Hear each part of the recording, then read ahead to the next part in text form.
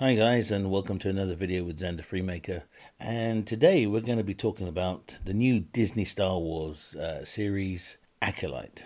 Before we dive in, I've had to make a very strong cup of tea because I'm going to need it while talking about this new release by Disney Star Wars. I could have made this video, several days ago, but I needed time to think about how I wanted to make this video because I don't want to talk about the story itself. If you already have Disney Plus, you've already seen The Acolyte and you already know what the story is about, so I really don't need to recap the whole thing all over again. If you haven't seen it, I suggest you do, and then you'll understand why I have made this video in the way I've went about making this video. The way I want to approach this video is from a different angle totally. The reasons why Acolyte is made the way it has been made. So let's dive in, and I want to begin with facts. And the facts are that Acolyte, thankfully, has become a huge flop. It is hated across the board by all walks of life. And of course, there are like those fake AI generated reviews which are like giving it 90 something plus percent. Even 46% or 50% is still very good. This series is definitely in the 20s. And when I say that, I'm being kind because it's like going to your final exam. You just get 25% for just turning up. That's exactly what they get here from me, is just 25% for turning up. And in my view, that's still being quite fair. I'm not going to talk about the bad acting, and it was really bad. I'm not going to talk about the bad casting. It was really bad. I'm not going to even talk about the bad cinematography, which was also really bad. And let's not forget about the script. That was really bad. So what am I going to talk about? I'm going to talk about the dark side of this new TV series called The Acolyte and the reason why it was made the way it's being made.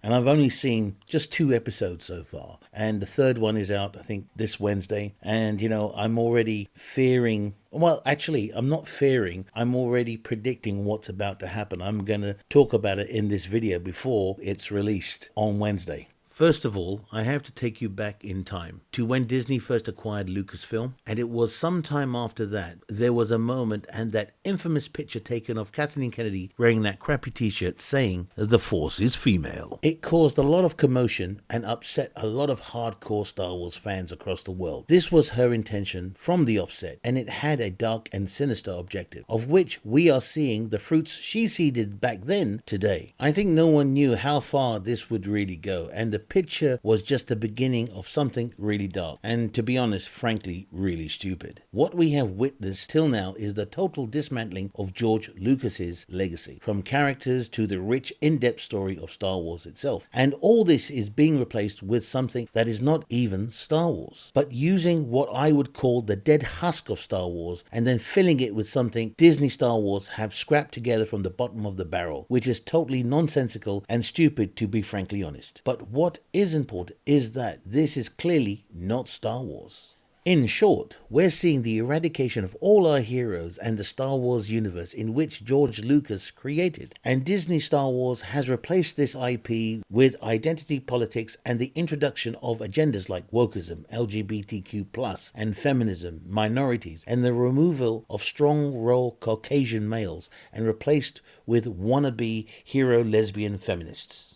Basically man-hating characters, and this is not even the tip of the iceberg. And let's not forget replacing all male Caucasian actors with talentless actors from all ethnic minorities. In fact, if you watch all Disney Star Wars productions, bar the odd one like Rogue One, which is okay-ish, everything else is a pile of shit. This now brings me back to the latest installment from Disney Star Wars, The Acolyte, and why I am making this video. So please bear with me, things are about to get crazy. The Acolyte is important because it goes back to what I said earlier about that god-awful t-shirt. The slogan, "The Force is female," is being acted out in this new TV series, and its crescendo is the public crucifixion of George Lucas's Star Wars, with thunderous applause for the woke lobby. I wish I could spend 1 hour alone with George Lucas himself just to hear what he has to say about what is happening and what has happened to Star Wars. That aside, this is serious. My speculation, of which I could be wrong, but I doubt it, of how this TV series called The Acolyte will move forward is like this. So, from just watching 2 episodes of The Acolyte, it's going to establish how the Force was born and came into being. And if you have seen the first 2 episodes, there is a scene where May, who is the Acolyte wannabe ninja assassin acted by Amanda Steinberg, I'm not gonna comment on her acting, but watching paint dry sounds like fun. Amandella, who is playing a double role, by the way, May visits her master towards the end of episode 1, and you can't see the master but a silhouette of the master in the distance. They then speak. I hope I said the correct pronouns here. Their voice is muzzled, of course, but I am betting she is female. Not only that, I'm willing to take a leap of faith. She is one of the cast we've already seen in the episode. Who they are is not revealed yet, but I have faith in the bad storytelling of Disney Star Wars. Not only that, it is established May is going around killing off Jedi, mostly males, apart from Carrie Ann Moss, who was also killed off at the start of the first episode, but all they did was rip off the Matrix.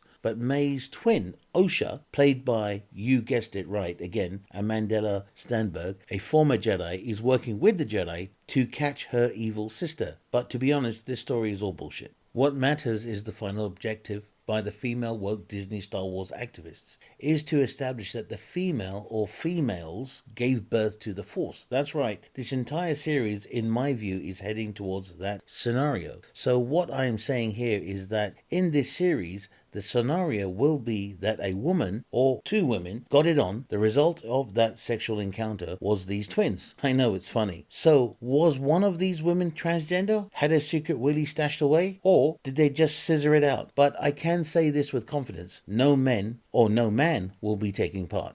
In this story, they will also establish that the Jedi are the evil ones and stole the Force from the women or something along those lines, but the Force belongs to a cabal of women, hence the matriarch. And that's how it will go. So you can see now where this is going. If this was a martial art, it would be called The Way of the Stupid. So this is my prediction from what I've seen so far. I may have it wrong, but the end result, no matter what happens, they will establish in their delusional minds that the Force is female, and we all have to accept this. When I thought about this before making this video, it was just sad to see how bitter they are towards Star Wars, and there is no care for the IP itself, except for their deluded agenda. So it's even clear to the blind, Star Wars is actually dead. It's buried 6 feet under, and you've heard that saying, I'll piss on your grave. This is also done by all these activist women working at Disney Star Wars.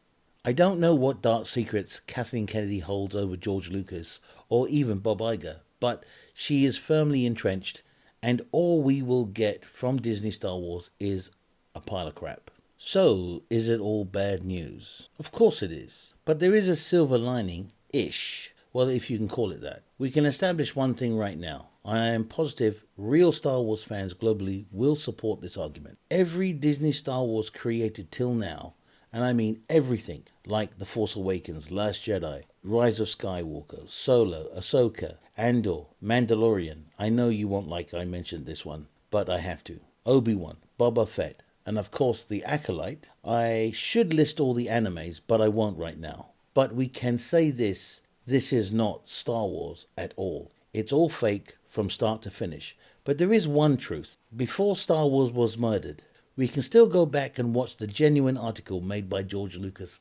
himself, like A New Hope, Empire Strikes Back, Return of the Jedi, Episodes 1, 2, and 3, not forgetting the 7 seasons of Clone Wars and Star Wars Rebels, and a few other great productions. This is real Star Wars, the raw, absolute truth. So knowing that, you can at least avoid watching the crap we get from Disney Star Wars.